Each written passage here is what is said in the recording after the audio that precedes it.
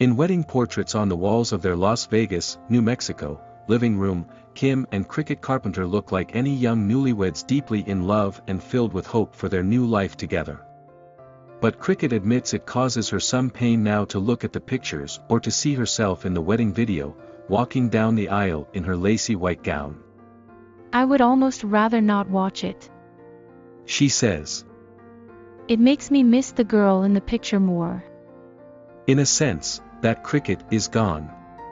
Lost forever. Less than 10 weeks after the September 1993 ceremony, the Carpenters were in a nightmarish auto accident that injured both of them badly and left Cricket comatose. Even though the doctors initially doubted she would survive, she rallied, regaining consciousness and eventually, most of her physical abilities. However, the trauma to her brain caused retrograde amnesia, erasing virtually her entire memory of the previous 18 months, including any recollection of the man she had fallen in love with and married. The last 2 years have been based on a story I'm told. Says Cricket, 26. Because I don't remember any of it.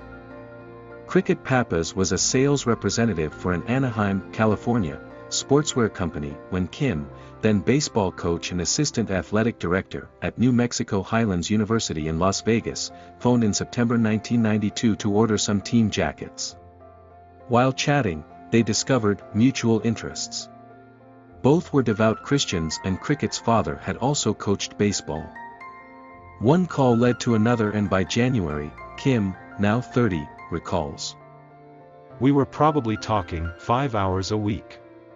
The following April, he invited her to visit New Mexico for a weekend. I'll never forget the moment she got off the plane. He says. It was like I'd always known her. Over the next few months, they spent nearly every weekend together. In June, he showed up unannounced at her apartment with flowers and a ring. I asked if she'd become my lifetime buddy. He says. They seemed a good fit. Kim, who had played college baseball and golf at Highlands, was one of 3 sons of Danny Carpenter, a retired printing firm owner, and his wife Maureen. Cricket, born Christian and nicknamed as a baby by an aunt, was a 2-time academic All-American gymnast at California State, Fullerton. She grew up in Phoenix, the daughter of Gus and Mary Pappas, former schoolteachers and coaches who also have a son, Jamie. Cricket and Kim married that fall and moved into an apartment in Las Vegas, 128 miles northeast of Albuquerque, where Cricket found work as a hospital fitness instructor. They were just settling into married life when they set out on November 24 to visit her parents in Phoenix. Cricket was driving west on Interstate 40 with Kim lying in the back seat and a friend in the passenger seat. She had to swerve to avoid hitting a slow-moving truck. A pickup following them smashed into the Carpenter's car. Their Ford Escort flipped over on its roof and went into a sickening skid. I can remember every split second of that wreck. Says Kim. I screamed and screamed and screamed for Cricket and got no answer. Kim suffered a punctured lung, a bruise on his heart, a concussion and a broken hand. Milan Razik, the friend, had a separated shoulder. But worst off was Cricket, who had suffered a terrible skull fracture when the roof of the car caved in around her head. Unconscious and fastened by a seat belt, she hung upside down for 30 minutes before rescuers arrived. It was a further 40 more minutes before they could free her. Emergency medic D.J. Combs recalls that her pupils were fixed in a rightward gaze. She had what we call doll's eyes. It was pretty bleak initially, says emergency room Dr. Alan Beamsley, who was at the Gallup, New Mexico, hospital where Cricket arrived nearly 90 minutes after the accident. We were scared for her. A doctor brought Kim an envelope containing Cricket's rings and watch. He said, "I'm very sorry, Mr. Carpenter." Kim recalls. I thought she died. Despite doctors' advice, he refused treatment for himself to stay by his wife's side. I didn't recognize her, she was so messed up. He says. I grabbed her hand and said, "We're gonna get through this." When a helicopter arrived to take Cricket to the University of New Mexico Hospital in Albuquerque 140 miles away, there was no room for Kim. Emergency medic Combs remembers his plea. If my wife's going to die, I want to be there. By the time Kim reached Albuquerque, 5 hours later, Cricket was in a coma. The next morning, on Thanksgiving, her parents flew in from Phoenix. However, doctors held out little hope. Kim recalls. We went to the chapel and started praying. That day, the swelling started to subside and her dangerously low blood pressure slowly began to rise. In 5 days, she went off life support. 10 days after the accident, she emerged from her coma and she was transferred to Phoenix's Barrow Neurological Institute. When a nurse asked her what year it was 3 weeks after the accident, Cricket responded, 1969. She was able to name her parents. But when the nurse asked, "Who's your husband?"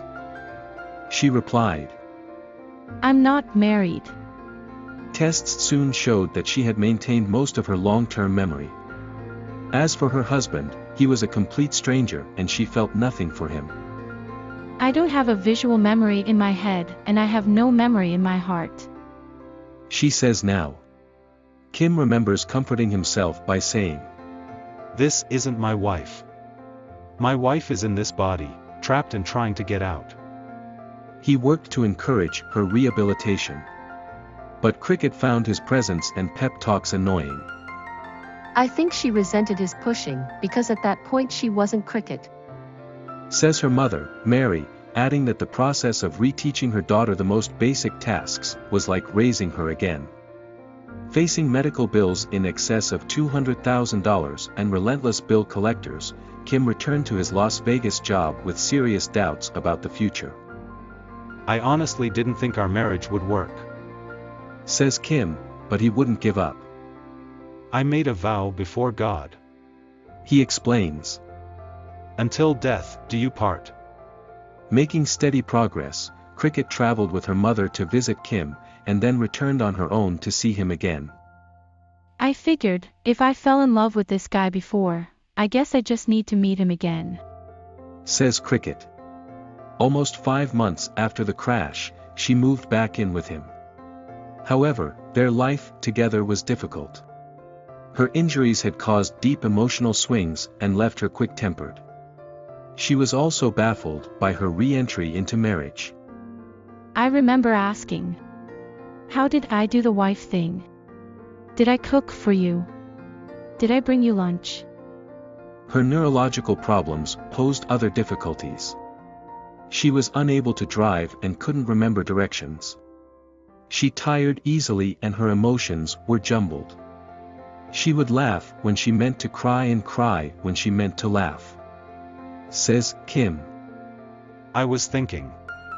Man, I'm living with someone with 2 different personalities. She has slowly regained control of her life and returned to work in August 1994. Nevertheless, a new personality emerged. A blend of her old self with new, more outgoing traits.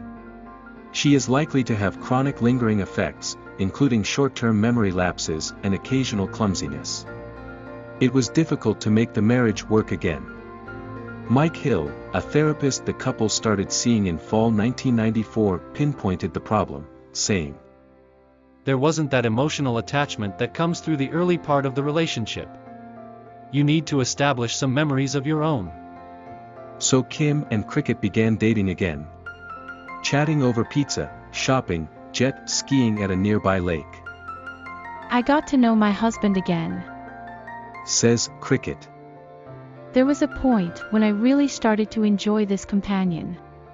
I would miss him if he wasn't around. This year on Valentine's Day, Kim proposed again. Cricket accepted. I could have not fallen in love with him again, but the Lord didn't allow that.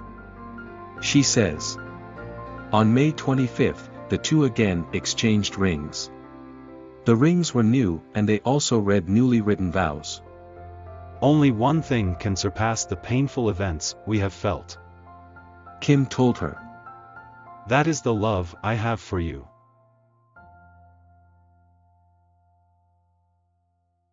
Thanks for watching our video.